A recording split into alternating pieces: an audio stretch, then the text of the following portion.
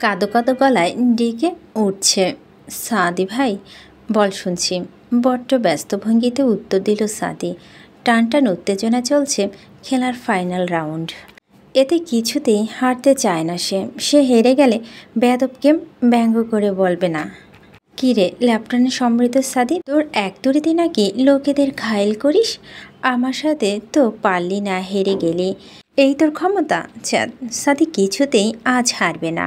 রুহি ড্যাব ডেপিয়ে তাকিয়ে রইল সাদির দিকে। ইচ্ছে করছে বেটাকে এক লাথিতে উরুঘণ্টা পাঠাতে, কিন্তু হায় আফসোস, সাহস আর শক্তি দুটোই তার বিপরীতে। মেয়েটি পুনরায় বলে উঠল, সাদি ভাই, শাস্তির সিস্টেমটা কি চেঞ্জ করা যায় না? না, বরং আমার মূল্যবান সময় নষ্ট করার জন্য শাস্তি বেড়ে দ্বিগুণ হয়েছে।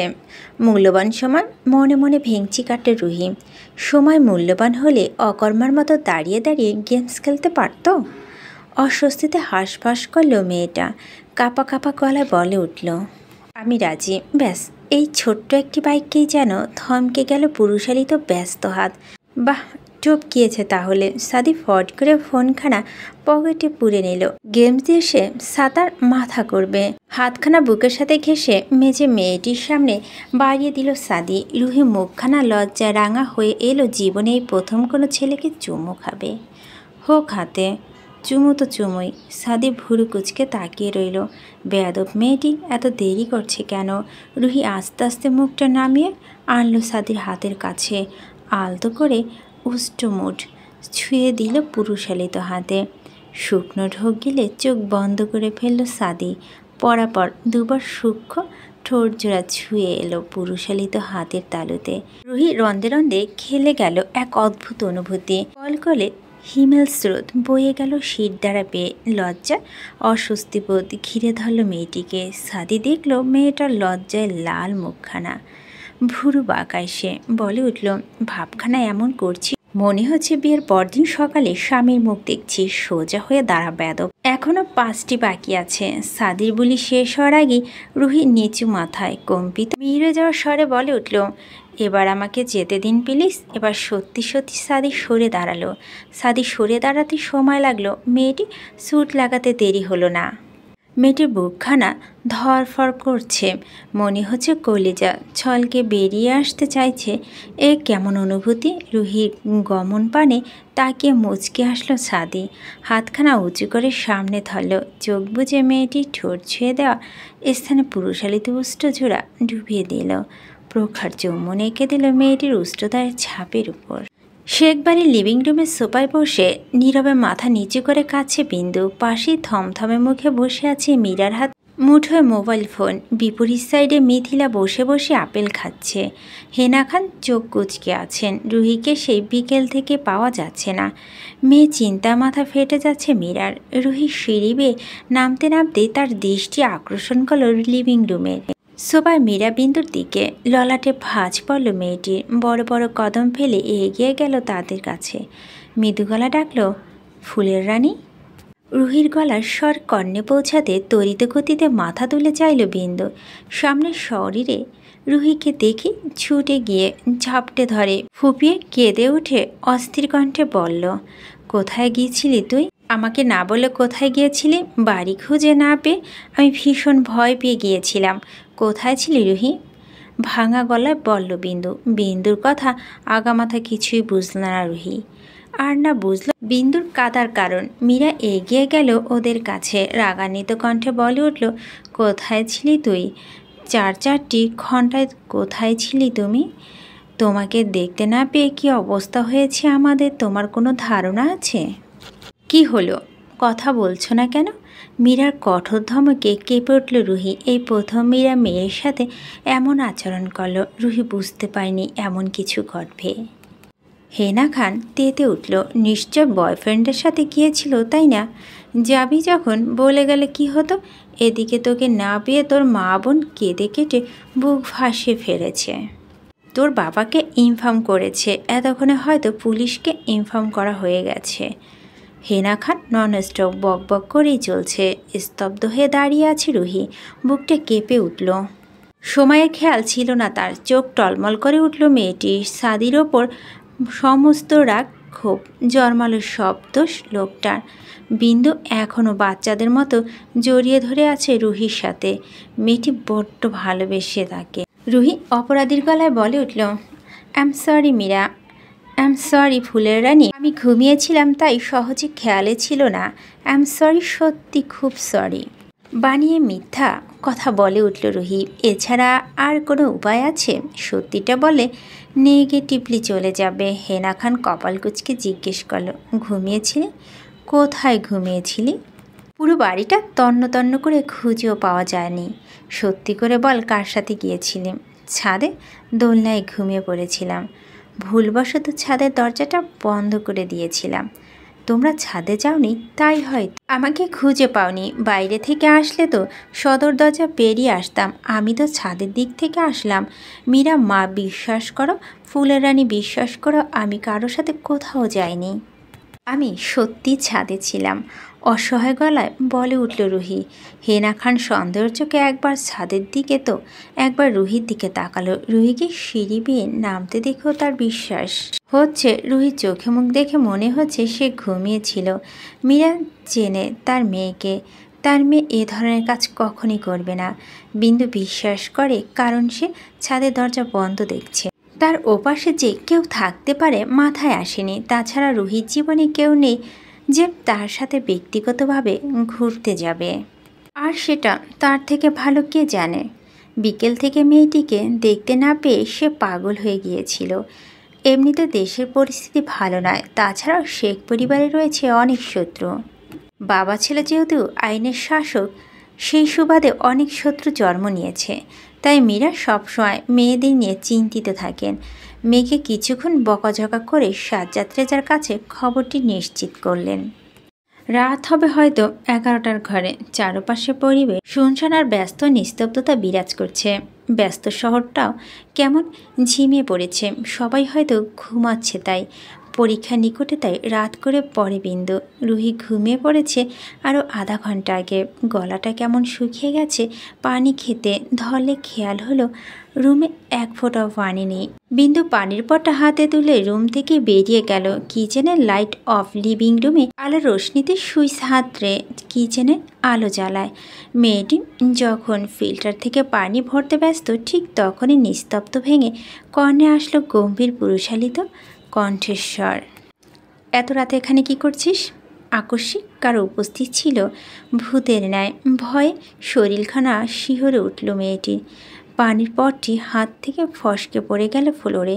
চমকে উঠল সে। মস্তিষ্ক ধারণ করতে পারে এটা আর কেউ নয়, হনুমান মুখ লোকটি। হয়তো কথাবার্তা নেই মুখে, ভূতের মতো উৎপ্রাত হয়েছে।